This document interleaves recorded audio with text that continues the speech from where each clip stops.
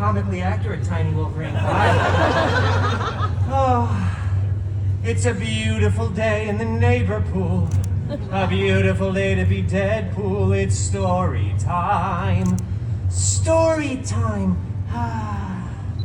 Are you all ready for story time? Yes! I heard you guys like that song just now. You guys a big fan of Mr. Rogers, huh? I'm a pretty big fan of Captain America myself, thank you. All right, well, today I have a story to tell. I really love to talk, so I'm glad you guys are ready to hear one.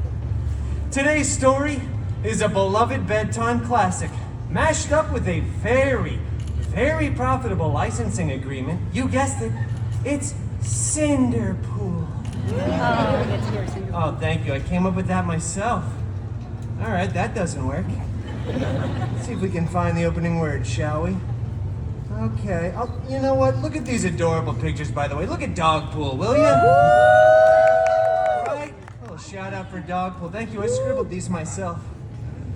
All right. Once upon a time. You know what? It just feels wrong when I'm doing it with myself. Why don't we all say it together, shall we? 1, 2, 3. Once upon a time. See, wasn't that so much more fun and interactive when we're all in this together? For those of you that didn't participate, get your head in the game! Anyway, upon that time, once, Cinderpool lived in a big mansion with his shiny-headed step-professor and a bunch of hideous step-mutants. The biggest one, Colossus, was always making up stupid rules that no one cared about. Like, please stop labeling other people's food in the fridge with your own initials. And for the love of Feige, stop hanging your underwear from the ceiling fan. That rule is so overrated, right, kid? I know. The other main step mutant, Negasonic Teenage Warhead, such a cool name, right? She was always just texting and rolling her eyes. They were both super jealous because Cinderpool had a much, and I mean much, larger fan base. I mean, this isn't called Storytime with Colossus, now is it? Right, it isn't. I actually probably would go to see that, though. That'd be a fun show to watch. Anyway, one day, an expendable pool was very bummed and felt very vulnerable and exposed. Minus 100,000 aura, as Negasonic would say. He ran out onto the mansion grounds, stumbling for dramatic effect. Hello again there, baby Pool and Tiny Wolverine. When suddenly, a big, strange, sparkly circle appeared. And from out of that big, strange, sparkly circle, walked out Cinderpool's very hairy god mutant, Wolverine! Cinderpool's very hairy god mutant, Wolverine! This sparkly circle isn't really doing what it's supposed to do. I guess Logie Bear couldn't make it in today. He's probably rehearsing for a musical or something, I know. Yeah, you guys can boo him even though he's not here. You can boo. Yeah, I know. We all love you, Wolverine, that's why. Well, anyway, you know what? I'm honestly used to doing this with myself anyway, so I can just play both characters. I know. Oh, very hairy god mutant Wolverine! I desperately want to go to the big battle, but my mean step mutants vaporize my costume. Shut up! Growled Wolverine lovingly. What? Well, I don't have a costume. I need to go to the big battle. Stop your whining, Elroy. Well, get your own costume. I'm out of here. I'm going to Pim's Test Kitchen, huh? Okay. Well, after that very sage and somewhat Australian advice, Cinderpool headed off to the wardrobe department to get a freshly laundered costume, and then went to the big battle. Cinderpool missed most of it, though, because he stopped for some chimichangas along the way. You know, priorities. Baby Pool gets it. But rest assured, when Cinderpool got there, the Avengers were still winning. Captain America looked so cool and so ruggedly handsome in those pants. And then, as the aliens were finally fleeing away in defeat, Cinderpool saw something on the steps of one of the spaceships. It was a single glove. Oh, I like your Deadpool socks, those are very nice. The glove was so fancy, big and gold with beautiful jewels, I think there were 6 of them, not that that's really relevant information. I wonder who this fits, thought Cinderpool before sliding it on. After some clicking, whizzing, and whirring, it adjusted right to Cinderpool's arm. Then, out of nowhere, Iron Man came flying in out of left field screaming, "Hey, take that off. This is my sacrifice to make, okay? I really don't want to be Iron Man until I'm 90. In fact, I would rather be doomed than play Iron Man again. Oh, stop. I don't even know why you guys are laughing at that. Trust me, I'm just as confused as you are. And then, other much less relevant Avengers came running in too, saying things like, "Put that down, that's not a toy. Whatever you do, do not snap." So obviously Cinderpool snapped. Oh, Cinderpool snapped a punch, both physically and mentally.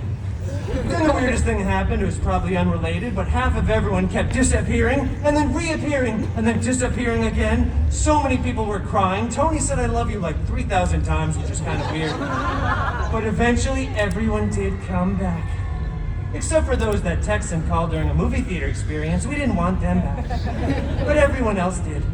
But then the Avengers tackled Cinderpool, ripped off his new favorite glove, and then when they remade the movie, they CGI'd Tony's head onto Cinderpool's majestic body, and it went on to become the most profitable film of the Feige Cinematic Universe. The FCU, as I like to call it.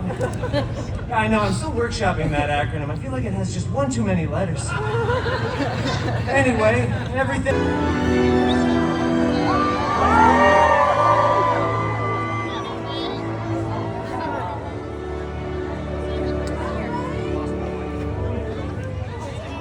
Hi there, everybody. How we doing today? Very good. Yeah, I was just backstage watching the Olympics. Man, aren't those cool? Once every 4 years, we all pretend we know something about diving and gymnastics. Is everybody excited for story time? Very good. Shout out your favorite stories. Deadpool, creative. Great, yeah. All right. All those are pretty good, but I heard a really good suggestion I think we're gonna go with. It's been a crowd favorite. This one is Cinderpool. Yeah, someone in here specifically requested it. I'm only doing this because of you, no other reason. It's not like it was scheduled at all. All right.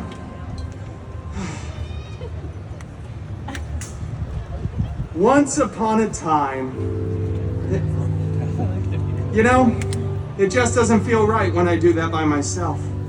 We all need to say those magical words together. Everybody, ready?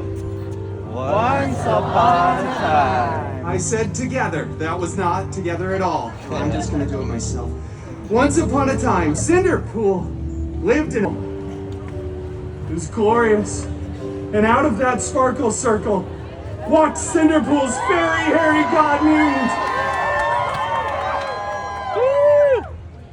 Out of the circle walked Cinderpool's fairy hairy god mutant. I'll just put it in front of you here. Wolverine! That's right, they cheered for you twice. Oh, fairy god mutant Wolverine! I desperately want to go to the big battle, but my stupid step mutants destroyed my costume. Shut up. He said lovingly. What? I'm telling a dramatic story. My costume's been destroyed. I can't go to the battle without it. You do something with a pumpkin and... I don't do anything with a pumpkin. Why should I care? Stop whining. God. Okay, I know, right? Well, with the beautiful life advice... Woo! Yeah, after some buzzing, whirring, and clicking, it was a perfect fit.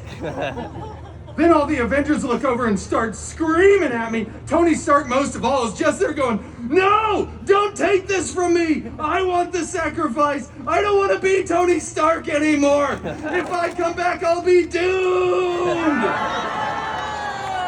Doomed! Yeah, half of you who are laughing don't get the joke. Look it up.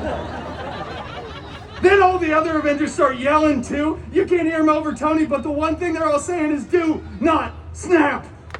So you know what Cinderpool does. Snapped, right? It's pretty obvious. Cinderpool snapped. Physically and mentally. Happens all the time. And just kept snapping over and over. People were disappearing, reappearing. There were dogs falling out of the sky. Everybody was crying. It was really expensive for the VFX department. But eventually Cinderpool stopped. Everyone was back. And Cinderpool was the hero who saved the universe. That's right. Then all the Avengers tackle Cinderpool to the ground, rip the glove right off of his hand, and blah, blah, blah. They remake the movie years later. Tony Stark gets to be the big sacrificial hero, and it goes on to become the most profitable film in the Feige universe, the FCU.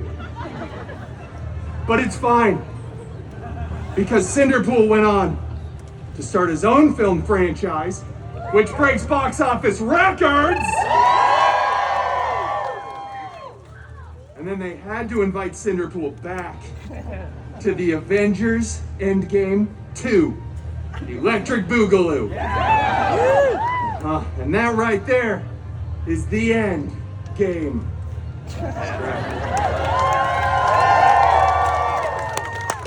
Did I start with a Cinderella riff? It doesn't matter. Thank you all so much for joining me for Storytime with Deadpool.